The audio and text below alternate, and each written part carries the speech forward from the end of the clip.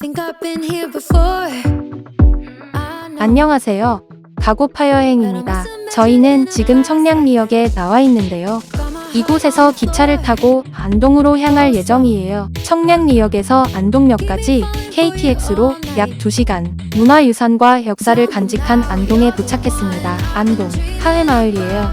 하회마을 입장료는 성인 기준 5,000원입니다. 하회마을은 유네스코 세계유산에 지정된 역사마을이에요. 하회마을은 걸어서 1시간 반에서 2시간 정도로 꽤 오래 걸려요. 전동차를 빌려서 타고 다닐 수 있는데 평일과 주말의 가격이 조금 차이가 있어요. 현재 150여 호가 살고 있으며 127 가옥이 있어요. 12개 가옥은 보물 및 중요민속 자료로 지정되어 있습니다. 표지판에 삼신당, 양진당과 충무당으로 가는 길이 표시되어 있어요. 삼신당으로 가는 골목입니다. 웅장한 느티나무, 삼신당 신목입니다.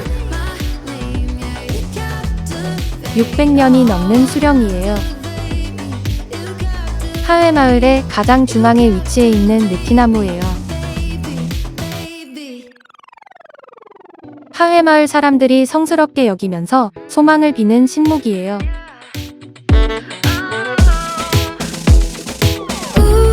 멋진 소나무가 가득한 겸암정이에요. 겸암 류울룡이 학문 연구와 제자를 기르기 위해 세운 정자예요. 하회마을 초입에서도 볼 수 있는 하회장터. 하회장터 안에는 식당과 카페, 기념품점 등이 자리 잡고 있어요. 하회마을을 둘러보고 허기가 지면 장터에서 식사를 해결할 수 있습니다. 연꽃을 뜻하는 부용. 부용대 위에서 보면 하회마을이 물 위에 뜬 연꽃 같다고 하여 붙여진 이름이에요. 허천서원에 도착했습니다. 허천서원에서 부용대까지는 금방 걸어서 도착할 수 있어요. 부용대에서 본 하회마을 전경입니다. 하회마을을 둘러싸고 있는 낙동강. 마을 이름이 하회가 된 건 낙동강이 마을을 S자 모양으로 감싸안고 흐르고 있어 유래되었다고 해요. 하회마을의 다른 이름인 부용처럼 연꽃 같아 보이나요?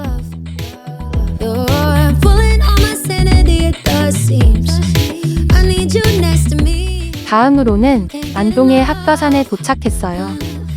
학이 나는 모양이라고 하여 이름이 붙은 학가산이에요. 학가산에는 봉우리가 여럿 있는데 그 중에서도 국사봉과 삼무봉, 유선봉은 학가산의 세봉으로 알려져 있죠. 국사봉은 해발 882m의 학가산 최고봉이에요. 마지막 계단이지만 가파름으로 조심해야 해요. 드디어 학가산 정상 국사봉에 도착했습니다. 걸리는 것 없이 사방이 모두 트인 전망에 감탄이 절로 튀어나와요. 맞습니다. 날이 좋다면 월악산, 소백산, 그리고 팔공산까지 시야에 들어오는 국사봉. 올라오는 길이 조금 험준하지만 그것을 보상받는 듯한 멋진 조망이에요. 날이 더 맑고 깨끗했다면 훨씬 멀리도 볼 수 있을 것 같아요.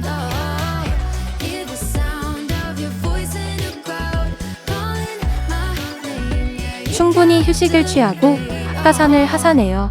하산할 때에도 조심해서 내려가야 합니다. 통일신라 시대의 창건한 봉정사입니다. 한국에서 가장 오래된 목조 건물을 가진 봉정사는 신라 문무왕 때 문인 스님께서 창건하셨다고 전해져요.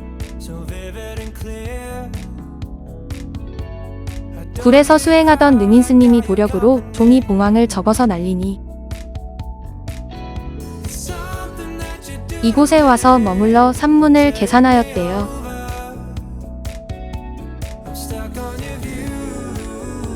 그래서 봉황이 머물렀다 는 의미로 봉정사라고 명명하게 되었어요. 봉정사의 대웅전과 극락전은 국보로 지정되어 있어요. 2018년에는 유네스코 세계유산에 등재되었어요. 사찰이 무척 조용하고 운치 있어서 마음까지도 정화되는 것 같았어요. 학봉 김성일 선생의 고택이에요.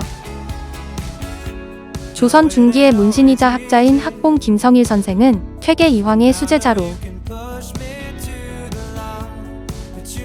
퇴계의 학맥을 이은 학자로서 존경받고 있어요. 몇십 칸이나 되는 한옥과 정원이 깔끔하게 정리되어 있었어요. 제비원과 연미사입니다.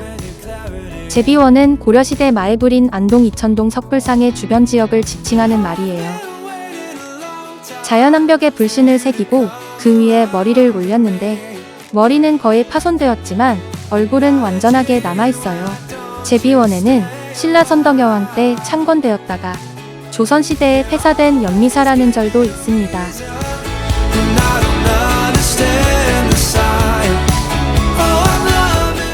도산서원입니다. 입장료는 성인 기준으로 1,500원이에요. 도산서원 앞에 섬처럼 떠있는 곳이 있는데 저곳은 시사단이에요. 특별 과거인 도산별과를 보던 과거 시험장으로 정조가 직접 뽑았다고 합니다. 도산서원은 조선의 대표적인 유학자이자 선비인 퇴계 이황이 세상을 떠난 후 제자들에 의해 건립된 서원이자 서당이에요. 서원 전체 영역에서 앞쪽 건물들이 도산서당이고 그 뒤편의 건물은 도산서원이라고 합니다. 도산서원은 2019년에 유네스코 세계유산에 한국의 서원으로 등재되었어요. 유생들의 교육을 하던 강당인 전도당이에요. 현판의 글씨는 명필 석봉이 버전에서 쓴 글씨라고 하네요. 여러 차례 증축과 보수가 이어져 오래전 지어졌음에도 관리가 무척 잘 되어 있는 멋진 곳이었습니다. 퇴계 이황 선생님의 종택입니다. 종택. 대문에서부터 느껴지는 위용이 있어요.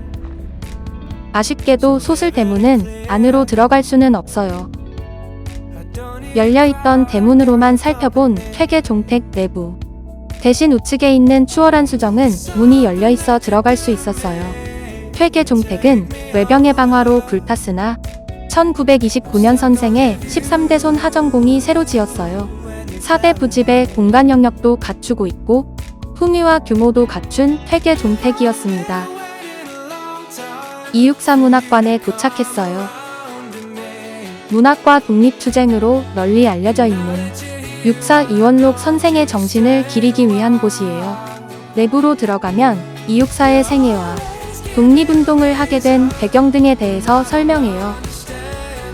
찬찬히 이육사의 삶에 대해 알아볼 수 있어요. 이원록에서 이육사로 불리게 된 수감번호 264에 대한 이야기들도 적혀있네요. 이육사 문학관 내에서 상영 중인 영상이에요.